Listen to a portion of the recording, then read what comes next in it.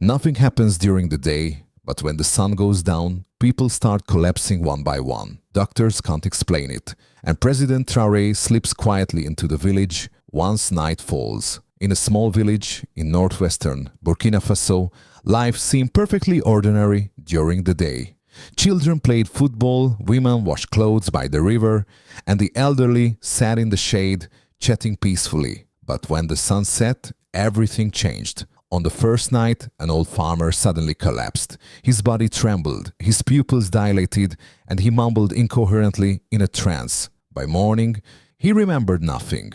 On the second night, a child suffered a seizure. On the third, the village imam collapsed while praying alone in the mosque. The strange illness had one thing in common. It only appeared after dark. Everyone was healthy during the day, but at night the village turned into a nightmare. Doctors were sent in, but all tests came back clean. No bacteria, no sign of a virus. It was as if the illness only existed in the dark. Fear spread through the village.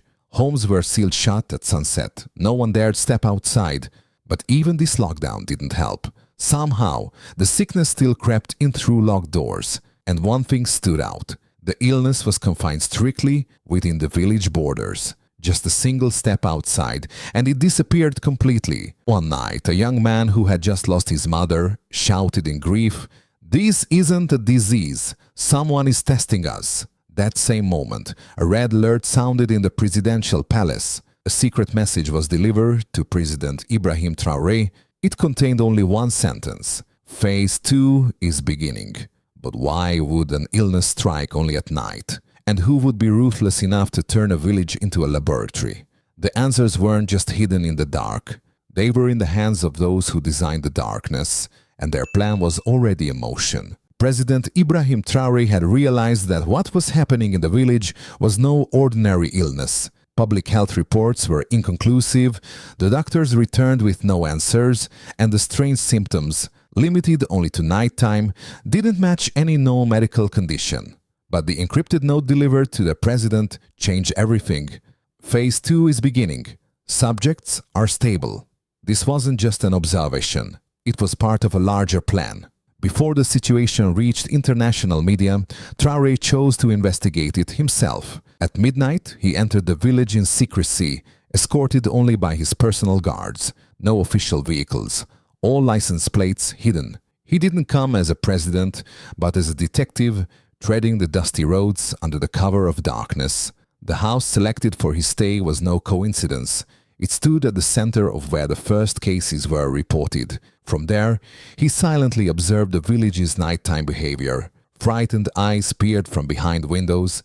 Whispers of prayers echoed in the silence. Then a covert team presented him with patient records. Every incident followed the same pattern. Symptoms began between 7:45 p.m. and 3 a.m. At the same time, signal monitoring operations were launched around the village. At precisely 1:17 a.m., a faint electromagnetic signal was detected near an old water tower. The signal came from an unidentified device and pulsed at regular intervals. All data was immediately transmitted through a secure channel to the Presidential Analysis Center. But the real breakthrough came from an intercepted voice recording that night. Sample 43 is night reactive, but highly responsive.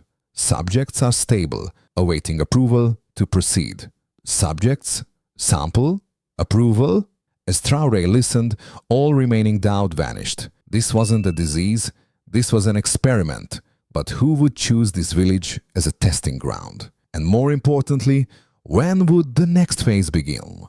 Under President Traoré's orders, biological samples from the village were transported to a high-security laboratory in the capital. The analysis team compared blood samples taken from the villagers with environmental samples, air, soil, and water. The initial findings were puzzling. There were no signs of danger during the day, but at night, specific biological signals in the body became active. As the investigation deepened, a disturbing truth emerged. The virus only activated under low light frequencies. This was no natural pathogen. Its genetic structure had been altered. What they were facing was a light-sensitive virus designed to trigger only in darkness. A virus like this could not have evolved on its own. These levels of molecular engineering could only come from an advanced biotech laboratory. Professor Nadine Traoré, one of the president's independent scientific advisors, made a chilling statement. The virus disrupts intracellular ion balance when light photons decrease, causing loss of consciousness, tremors, and hallucinations. But the real danger is the control mechanism. Control. That was the key. The virus wasn't spreading randomly. It was precisely timed, active only in specific zones during specific hours. This wasn't a pandemic. This was a coordinated biological attack. But who had access to this kind of technology? President Traoré's suspicions grew stronger. Very few entities had the resources to conduct such experiments. This had to be either a state-sponsored project or a covert operation hidden behind the innocent face of an international organization. And then came the breakthrough. Researchers detected a unique chemical trace in the virus's protein chain, a synthetic marker. It matched exactly with the ingredients previously distributed by a foreign NGO operating in Africa under the name of a nutritional aid program. There was a virus. It did awaken at night, and it had been deliberately delivered by human hands. For Traoré, the question was now clear. Who came bearing help, and what was their true purpose? The clues were no longer vague. They were converging. After the discovery of the matching protein chains, President Traoré ordered a full investigation into the aid organizations operating in the village. The most suspicious among them was a foreign NGO named Hope Aid Global. On the surface, everything appeared legitimate. They provided medical services, distributed vitamins to children, and offered public health education. But once all the records were pulled, a disturbing detail came to light. Several of the organization's senior officials had previously worked in military research facilities. Some were listed as co-authors on classified academic papers related to biological warfare. Most alarming of all, one of them had completed a PhD thesis titled Activation of Light-Sensitive Proteins in Biological Carriers. President Traoré took the next step to confirm his suspicions. Bottles labeled as vitamins, which had been distributed to villagers, were collected and sent to an independent laboratory for analysis. The findings went beyond anyone's worst expectations. The bottles contained a neurotoxin with phototropin properties. In other words, the clear liquid, once ingested, embedded itself in the nervous system and became active only in darkness, disrupting brainwave activity and inducing symptoms like tremors and hallucinations. Simply put, the so-called vitamins were a weapon, designed to control the human mind after nightfall. Traoré's advisory board quickly traced the NGO's international funding sources. Hope Aid was financed through a series of Swiss foundations. Even more startling, one of these foundations was linked to a major pharmaceutical conglomerate. This wasn't just a breach of ethics, it was a profit-driven chain of experimentation. President Traoré stared at the lab report in silence, then looked down at the bottle in his hand and whispered, "This didn't come from an enemy.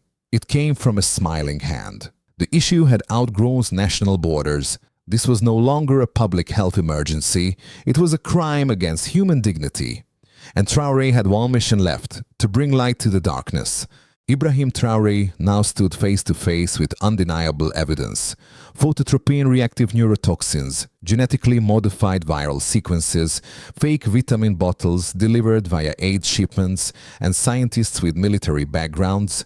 Every clue pointed in the same direction. A highly unethical biological experiment was being conducted in Africa under the mask of public health. And this experiment was part of a system that operated in darkness, bypassing not just oversight, but conscience. Traoré made a bold decision.